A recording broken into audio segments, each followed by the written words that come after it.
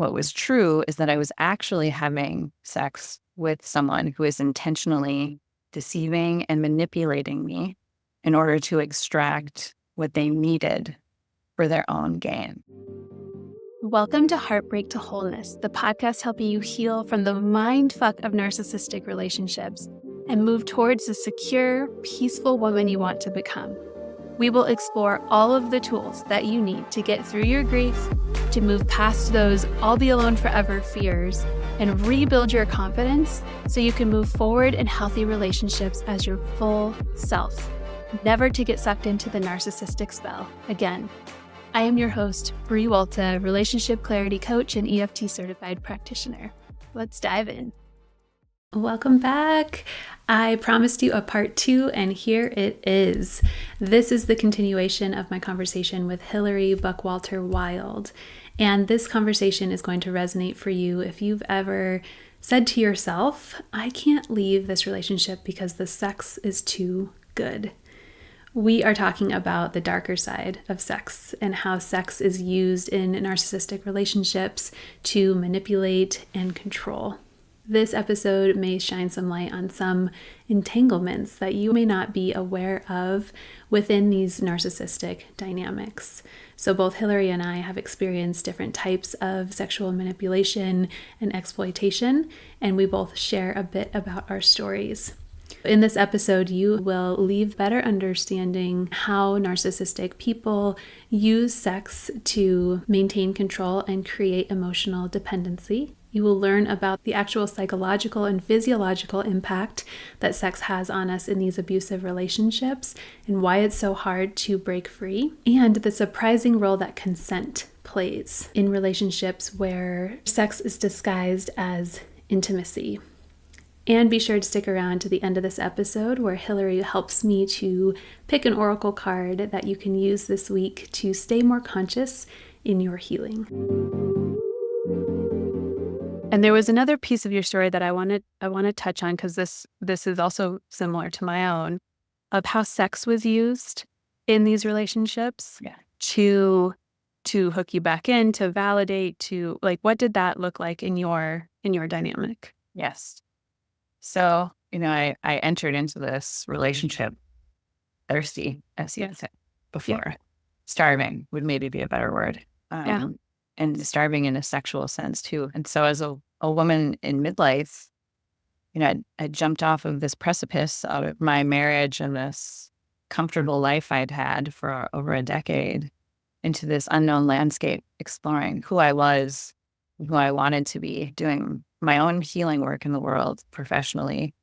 And he was so masterful at learning me and what I was thirsty for, what I was starving from, what my core wounds were. I'm also a sexual abuse and incest survivor, which further complicates the whole arc of this story. And I had convinced myself that, I've done nothing but healing work, nothing but inner work, nothing but internal work for almost the better part of the last 20 years. So I thought I had arrived. And he really honed in on that sexual piece. And I've heard this from other survivors as well, of how the sex is used as a hook. And so right out of the gate, he was showing me Sex with Emily on Instagram and her yes, no, maybe list. And we were going through it, sitting, having a cocktail, are you into these things or not these things, or what might we try? So it felt so novel and exploratory, and to be embodied and free, and especially as a woman in midlife, right? When society wants us to be invisible.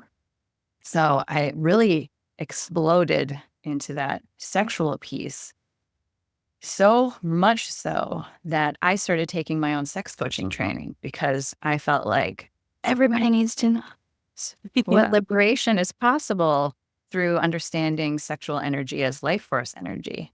Yep. This also became a bone of contention for his jealousy. He brought me to the edge of this beautiful place of exploring sex and sexuality and pleasure. But then when I took it upon myself to do a training, then it was, you need to drop out. I don't want you to do that. That makes me jealous. You're going to be talking to other men in the program, so on and so forth. But at that point, I was still strong enough to say no. But then I learned all of these tools in this sex coaching program, which I brought to the relationship. And I would tell my friends, like, the sex is so good. The sex is so good. Like, even when things were bad, I would say, things get really bad, but they're so good when they're good. And I know that's a common refrain among survivors too. But I was like, I can't leave. The sex is good. Mm-hmm. And what made it complicated was that there was also like this constant way he was keeping me sedated with alcohol, cannabis, psychedelics at times. I thought we were using them as medicines. I mean, not alcohol, but cannabis and psychedelics. Like, here's medicines to complement sexual experiences, not realizing that I was being sedated to be further extracted from these experiences. So it became like this loop where he really learned who I was sexually, what I liked, what I needed, and he would hone in on me. He would put his face like right in front of my face and say, I love you, I need you, I want you forever, my future wife, my BFF, my one, you're the love of my life, you're my everything. And so to be in a vulnerable, intimate state, like lovemaking, and have someone say that with cannabis or psilocybin in my system, right, was like the perfect recipe for absolute nuclear disaster. Yes. And that took up the bulk of our relationship. So the abuse would happen. I would wonder, who he was, how could this be possible, be devastated, also be worried that, his illness was too much for him and feel so bad for him and he was suffering. And then back into the loop of the lovemaking where I felt seen and chosen and pleasured. And so I could not, it was like being caught in a spider's web. And I had no idea till even months after it finally ended that the sex was being used as a piece to manipulate me as well. Like, that is, I think, actually where much of the primary extraction and manipulation was happening. Yeah. And Extraction is such a powerful word. When we're in the abusive part of the relationship, the experience of being discarded and devalued and told we're like being verbally abused in some way, it's taking away all of that connection. It's taking away, it's neglecting us, right? And when you come in with sex, not only are you getting the like, we're connected on an energetic level, on a you see me emotionally level, right, is what we think sex is, but also on the physical level. So it adds a whole nother layer to that love bomb phase where it's like, this is the time that I feel like you love me because you are giving your full attention to me. And we confuse that with love. yes. Because we've been so deprived in the abusive part of the stages that when we get that, it's like, this must be love. I'm holding on for this piece of the relationship and everything else doesn't matter. It's almost like we wipe the slate because we got that one evening of being tended to or connected in some way.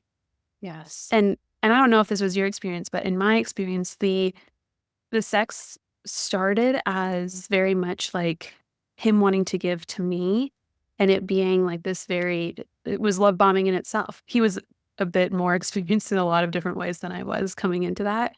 So it was like, let me show you these things.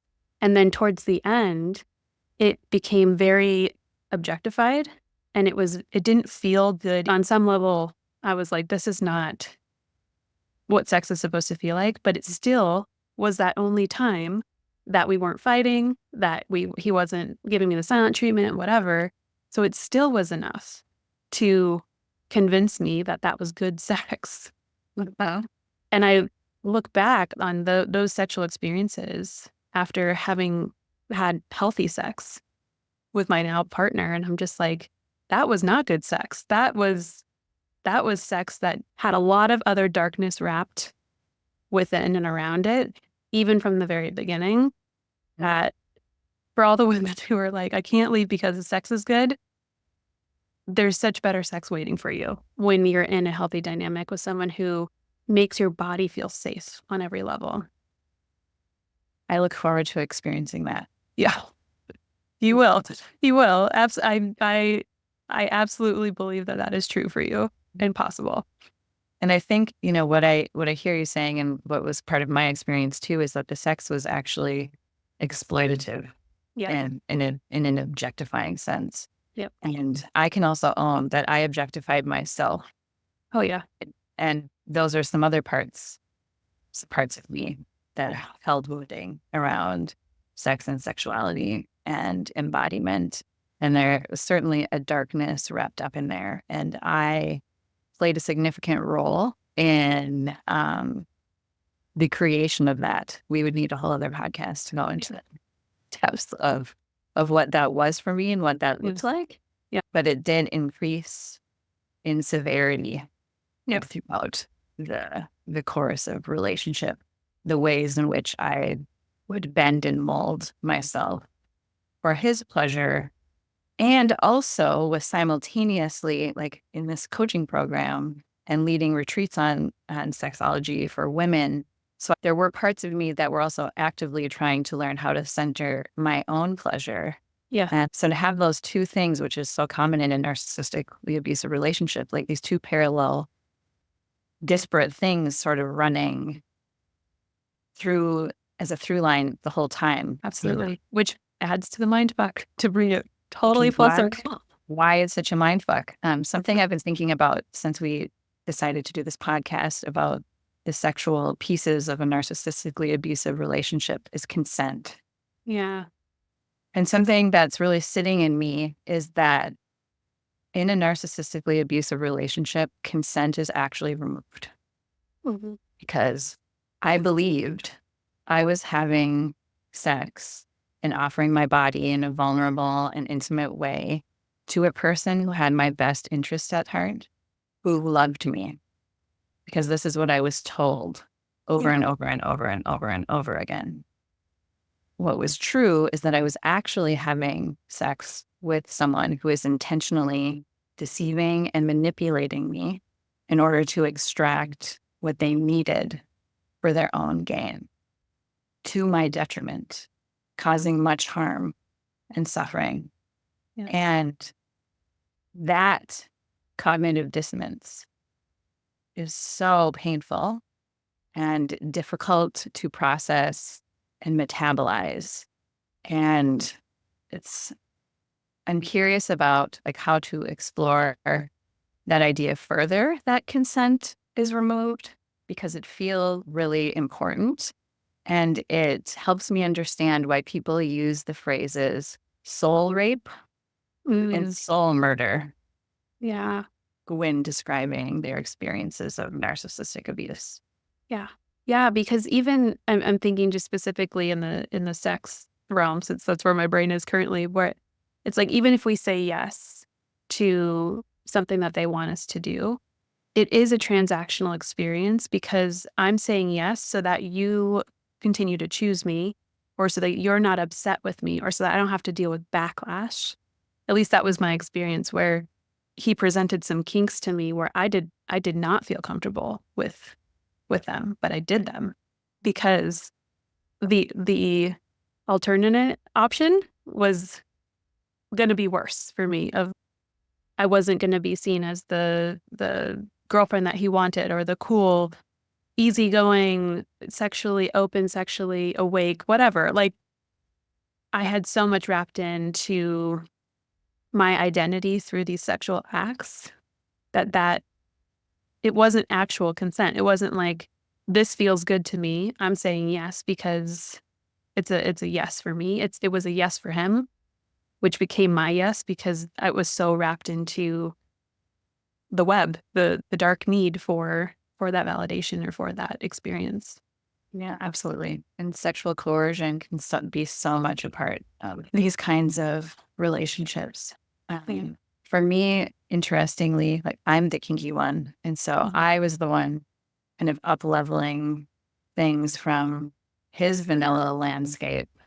Yeah. But for me, it was the emotional piece in sex and lovemaking that felt like where the consent was, because I wanted to believe that he was who he said he was and that he was choosing me and he did love me and he did see me and he did want me forever. And so for me, it's more like that piece where I wouldn't have perhaps offered my body or given consent or been in such intimate, vulnerable, kinky places with him if I had known who he actually was. Yeah, absolutely.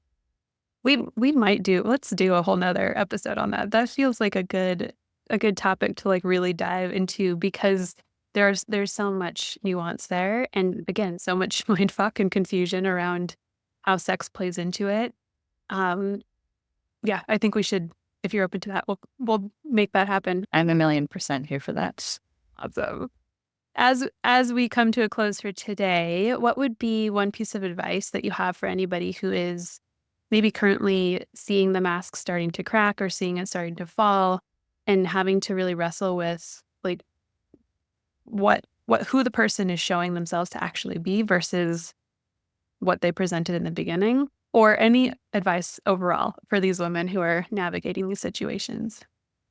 Yeah, I think for those who are maybe starting to see the mask slip or are asking themselves questions, is to find sources of support, to find other women who have been through this or resources that can help reflect back to you your experiences to help you make sense of what's happening.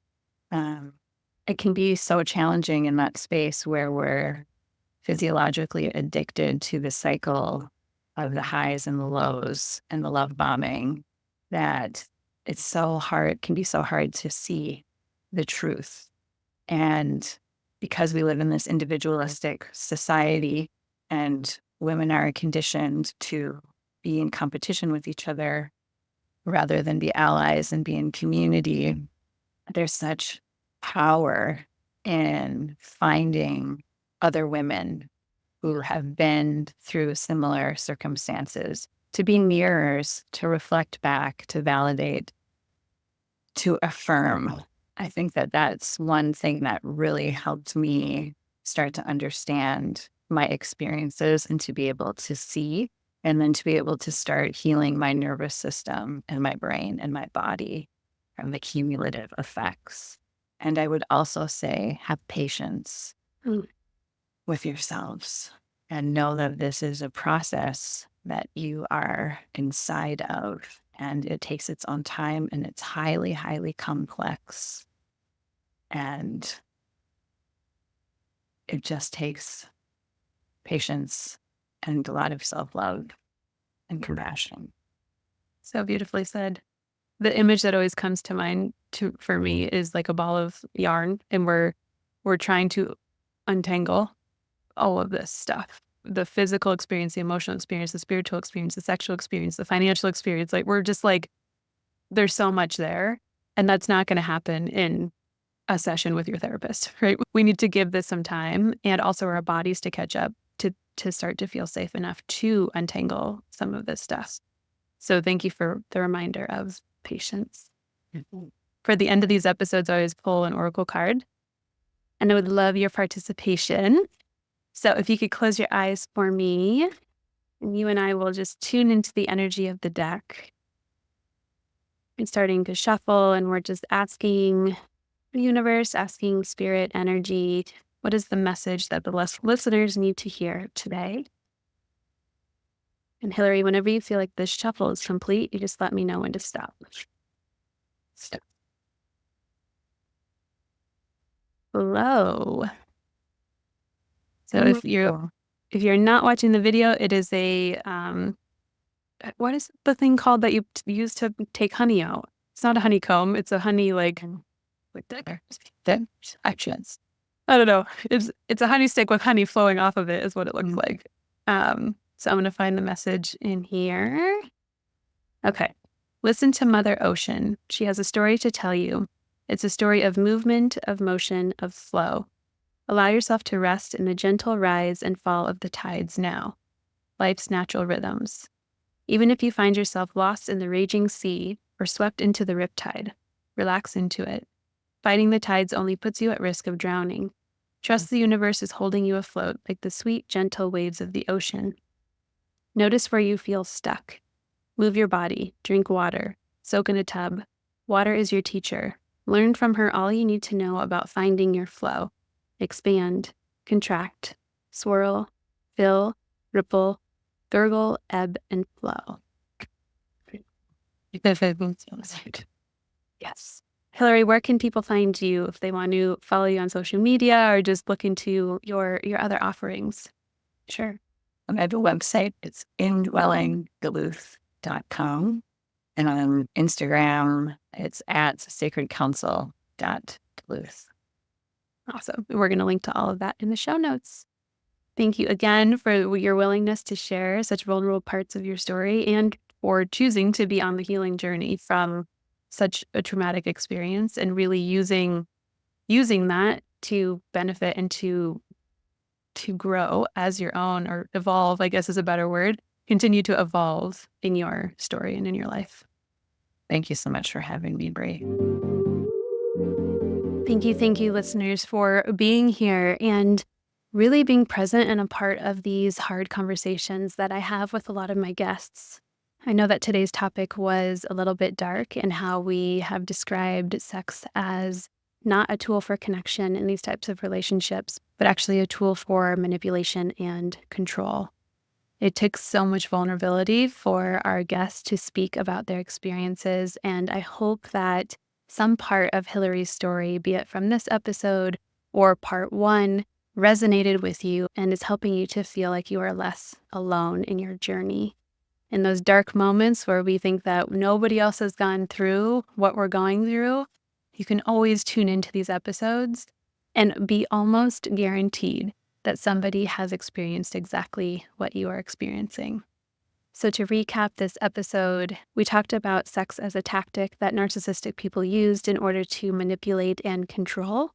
We talked about the physiological and psychological effects that sex has on us and why that really consolidates our bond with them and makes it so hard to leave. And we talk about our surprising experience and role that consent plays in these types of relationships where sexual exploitation is disguised as intimacy.